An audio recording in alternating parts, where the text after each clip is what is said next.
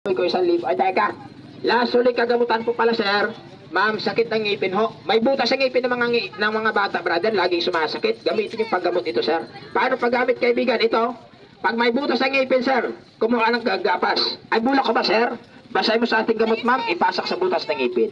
Walang butas ng ngipin, sir, na mag-ilagid. Sa gilagid mo lang ilahid. Malunok ang gamot, huwag kayo matakot, ma'am. Hindi lason ito, sir. Ito, lasahan ko lang, ha? Dito, brother, oh. Dahil kung nakakalason, sir, ako na mismo malalason, ma'am. Malunok ang gamot, brother, Mrs. Huwag kayo matakot, sir. Ito, lasahan ko lang, ha? Tiisin nyo lalasa, sir. Mapait, mapaklamang talaga. Para kang kumakain ng chewing gum na double mint o kay Bipris. Pero ito hindi lason, sir. Bakit po, ma'am? Galing sa mga halamang gamot na herbal. Ang pangalan, sir, ulitin ko, ma'am, Mindanawan Herbal Oil. Ready na, Noy? Tapos na ako magpaliwanag. Ito ng palabas, sir, ma'am. 100, gawin ko 1,000. Magtuturo muna ako sa Magic Salamangka. Paumpisan kong bilang, Nonoy, para hindi ka malito. Dahan-dahanin ko lang. Ready? 1, 2. 1 pa lang. 2 na, Nonoy, ha?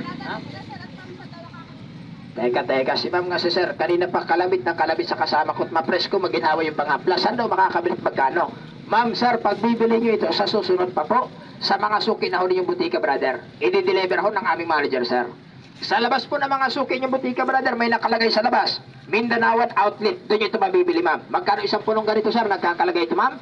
220 isang punong ganito. Walang tawad, walang libre sample, walang regalong kwintas o yun. Sa ngayon, sir, gusto nyo magdala, may natira kami mga ilang piraso dahil kahapon, medyo marami din hong tao doon kahapon sa palengke ng Iriga. Saud din po kahapon, kaibigan. Kasama, ilang piraso natira kahapon doon tayo sa Saudan sa Iriga?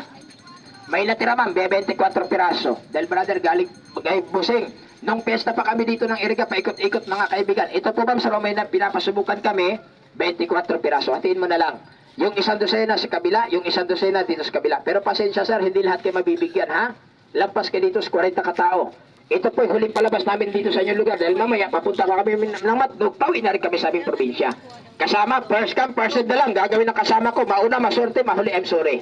Yung unang suminyas, gusto magdala, ay siyang una abutan na aking kasama. Sinyas, yung may gusto interesado, abutan mo sila kasama, bigyan mo. Pero teka lang, sir, ma'am, bossing, kayo palang gusto magdala, madam.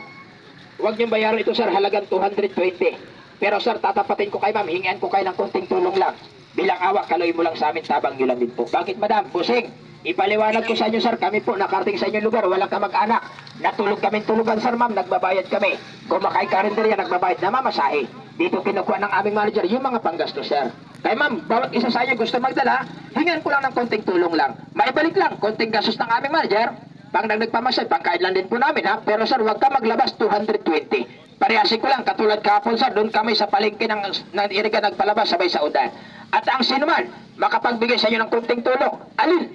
Ang sinabi ko regalo, libre, walang bayad. Tingnan nyo, ma'am, sir, yung regalong kwintas. Binabad po sa puro kalamansi, sir, na matagal. Sa halip na kumupas ng itim, lalo pang kumintab. Dahil ito yung mga barya luma, tinunog ginawang kwintas. Tanggapin nyo lang libre ito, ma'am, sir, sa makapagbigay lang po, kunting tulong lang, ha? Magkanong tulong, sir, ma'am, para madali tayo. Ang 220 po, inalis ng aming manager, ma'am, sir, yung halagang 120, magkaroon na lang po natira, sir. Ulitin ko lang, brother, Mrs. para lahat kayo, sir, makakuha, ma'am, makasubok, ang 220, inalis ng aming manager yung halagang 120, sir, magkaroon na lang po natira, ma'am. Tama po, 100 pesos lang po ito, mga kaibigan. Salamat at magandang umaga po sa inyo lahat. Sir, ma'am, sa likod na halaga 100 pesos mo.